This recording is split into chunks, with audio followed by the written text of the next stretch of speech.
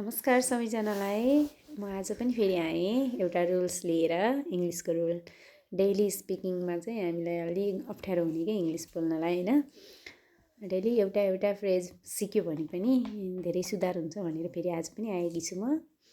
जस्तै हामीले दैनिक बोलचालको भाषामा चाहिँ मैले खाम, मैले गरम, म जाम यसरी भन्नको लागि चाहिँ इङ्ग्लिसमा चाहिँ कसरी भन्ने होला भन्ने हुन्छ होइन। यसरी भन्नको लागि चाहिँ जस्तै मैले खाम भन्नु पऱ्यो भने स्याल आई इट यसरी भन्ने।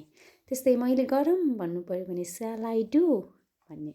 त्यस्तै मैले सुरु गरौँ भन्नु पऱ्यो भने स्याल आई स्टार्ट। यसरी स्याल प्लस आई प्लस भी1 राखेर चाहिँ हामीले सेन्टेन्स बनाउँछौँ है।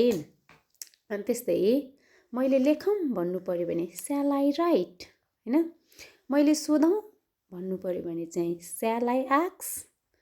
मैले भनौँ भन्नु पऱ्यो भने स्याल आई टेल। यसरी चाहिँ हामीले इङ्ग्लिसमा युज गर्छौँ है त। तपाईँहरू पनि यस्तै प्रयोग गर्नुहोस्। यस्तै तपाईँहरूलाई चाहिँ अरू वाक्यहरू बनाउनु मन लाग्छ भने पनि तल कमेन्टमा बनाएर राख्नुहोस् है त। हस्, धन्यवाद, थ्याङ्क यू।